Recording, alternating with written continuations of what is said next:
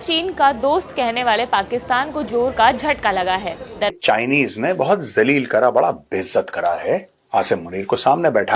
कैसे Chinese community को पाकिस्तान में सेव करना, मतलब फिलहाल चैलेंज दे रहा हूं पाकिस्तानियों, आपको खुल के चैलेंज दे रहा हूं आपको, और मैं आपको यह चैलेंज दे रहा हूं कि अगर हिम्मत है तो नीचे लिख के बताओ पाकिस्तानियों के सीपैक का क्या फायदा हुआ पाकिस्तान को। कोई 3 फायदे लिख के दिखाओ।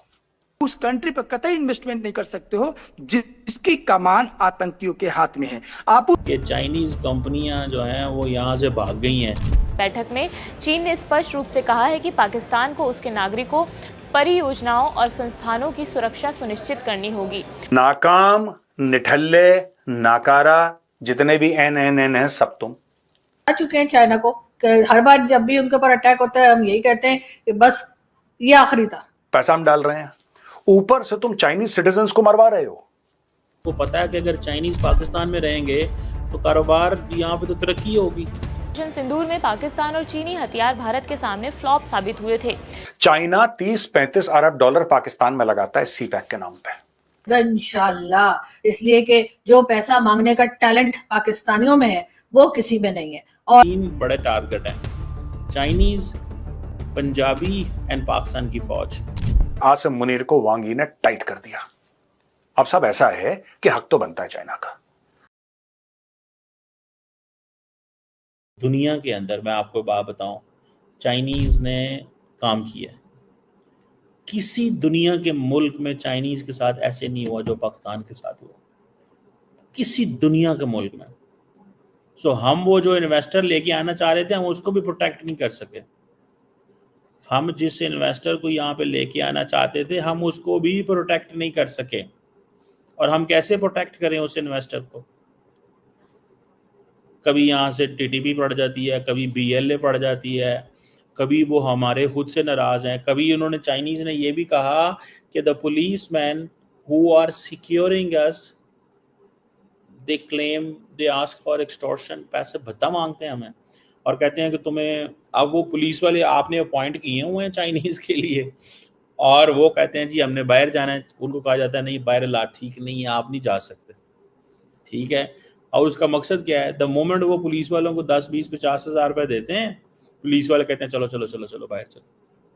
मतलब जिसको रखवाला किया हुआ है अब उसी वही चाइनीज को खा रहा है। सर कढ़ाई में वो क्या होता है जी, 5 उंगलियां घी में और सर कढ़ाई में। हमारा तो वो हाल है। हमें चाइना भी फंड देता रहता है कि ऐसा ना हो कि भाई अगर हमने फंड देना बंद कर दिया तो ये बिल्कुल ही अमेरिका के पास चले जाएंगे। अभी तो लंच करके आए, उसके बाद ब्रेकफास्ट भी कर लेंगे।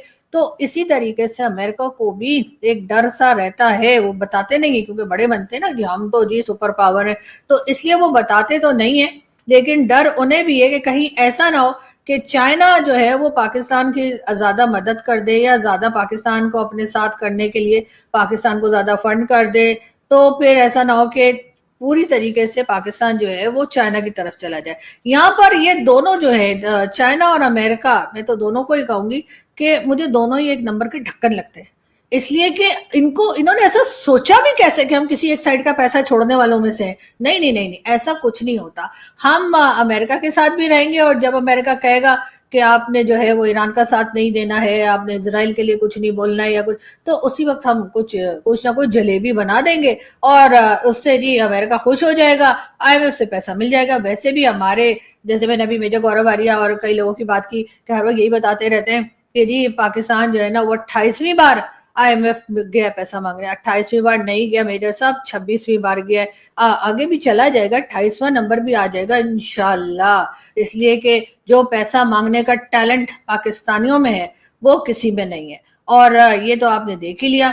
अभी आप अगर बात करें मोदी जी से और कहें कि जी पाकिस्तान के साथ कोई बिजनेस कर लीजिए और पाकिस्तान के साथ बिजनेस करने में आपको फायदा है, मोदी जी बस एक बार स्टार्ट करें बिजनेस, उसके बाद हम इतना पैसा खींचेंगे, इतना पैसा भारत से लेंगे कि वो जो बने फिरते हैं ना जी, $4 ट्रिलियन की हमारी इकोनॉमी है, 4 से हम 3 पे ना ले आए तो हमें बताना। अभी आप यही देख लीजिए कि चाइना जो है, चाइना बहुत बीच में बहुत चौड़ा हो रहा था कि जी चाइनीज इकोनॉमी जो है बहुत तेजी से आगे जा रही है। बल्कि कुछ साल पहले तक तो ये भी बात की जा रही थी कि अमेरिका और चाइना में से कौन सुपर पावर बनेगा। बल्कि थोड़ा भारत का भी नाम आ रहा था, लेकिन कहा यही जा रहा था कि चाइनीज इकोनॉमी क्योंकि काफी स्ट्रांग है तो चाइना का ज्यादा चांस है कि चाइना जो है वो एज अ सुपर पावर सामने आए। हमने हमें क्या कह दिया अमेरिका ने कि भाई ऐसा है कि इसको तो तुम ही लो, वो जो इसको कंगला कर सकते हो, बाकी तो पूरी वर्ल्ड में किसी के पास ये टैलेंट है ही नहीं। तो बस हमने फिर सीपीसी शुरू कर दिया और वो दिन है और आज का दिन है। अब चाइना की सुना इकोनॉमी खराब हो गई है और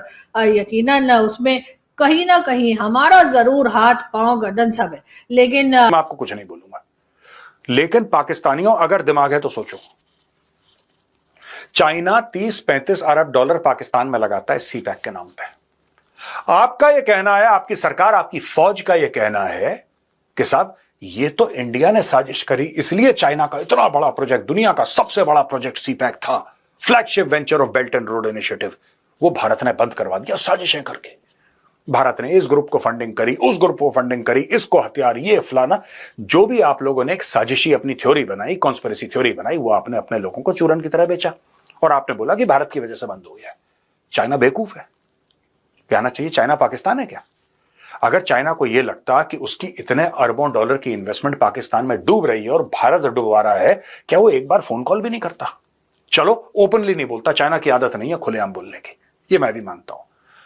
चाइना दबे लफ्जों में बंद कमरे में कुछ तो बात करता, प्राइम मिनिस्टर मोदी से बात करता, डॉक्टर जयशंकर गए हैं मिलने के लिए, अभी हाल फिलहाल डॉक्टर जयशंकर मिले 2 हफ्ता पहले, 1 हफ्ता पहले मिले हैं शी जिनपिंग से। उनसे शी जिनपिंग कहता ना, यार क्या कर रखा है तुम लोगों ने, बंद करो यार, ये अच्छा थोड़ा ना लगता है। कुछ तो बात होती यार, क्योंकि भारत और चीन के बीच में लेन देन चल रहा है। सेकंड लार्जेस्ट ट्रेडिंग पार्टनर है भारत का China, number 1 is America, second is China. कुछ तो बोलता चाइना, चाइना ने कुछ नहीं बोला, ठीक है। वहां पे चाइना ने फिर वही चीज पाकिस्तानियों के सामने दोहराई कि हम लोग आयरन ब्रदर्स हैं और ये हैं वो हैं फलाना ढिमका। दोस्तों बेसिकली मैं आपको बात बताता हूं क्या है। चाइना को पाकिस्तान से चाहिए क्या? एक तो ग्वादर पोर्ट चाहिए, जिसके ड्रामे के लिए पूरा सीपैक है, और आज सीपैक को 10 साल से ऊपर हो गए। ये मैं खुद जानते ही हैं कि चाइना के साथ जो हमारी दोस्ती है वो समंदर से गहरी है, पहाड़ों से ऊंची है और शहद से मीठी है और न जाने कैसी कैसी है कि हमें तो अभी तक हमें समझ नहीं आई। तो मेरे ख्याल है चाइनीज को क्या खाक समझ आ रही होगी कि हम अपनी दोस्ती उनके साथ कैसी बता रहे हैं। लेकिन हाँ ये जरूर है कि चाइना जो है उसने कहा यह जाता है कि तकरीबन $60 बिलियन जो है अभी तक सीपीसी में लगाए हैं, पाकिस्तान में इन्वेस्ट किए हैं। अब पाकिस्तान में इन्वेस्ट कर दिए तो अब ऐसा तो हो नहीं सकता है कि चाइना हमसे एकदम ही पल्ला झाड़ ले या हम चाइना के पैसे लेके भाग जाएं। वैसे हम कहीं नहीं जा रहे और ये बात चाइना भी जानता है कि ना पैसा वापस आना है ना पाकिस्तान ने कहीं जाना है। हाँ ये जरूर है कि वो, वैसे तो आपको याद ही होगा कि जब इतना पैसा लगा है सीपीसी में तो कई तरह की करप्शन भी हुई है, जिसमें एक ये पिज्जा वाले भाईजान, जी हाँ, आप लोगों को याद ही होंगे, आसिम सलीम बाजवा, जी हाँ, लेफ्टिनेंट जनरल आसिम सलीम बाजवा साहब, जिन्होंने बहुत सारी पिज्जा फ्रेंचाइज बनाई थी। और फिर लोग कहते हैं पाकिस्तान वालों को बिजनेस करना नहीं आता। अरे क्यों नहीं आता बिजनेस? अब इनसे अच्छा बिजनेस कौन करेगा कि यानी सीपीसी के लिए जो पैसे मिले उसमें जी इन्होंने अपनी जो है वो पिज्जा फ्रेंचाइज बना ली, और वो भी 1, 2, 4 नहीं, सुना है कि 100 से ऊपर है इनकी पिज्जा फ्रेंचाइज। लेकिन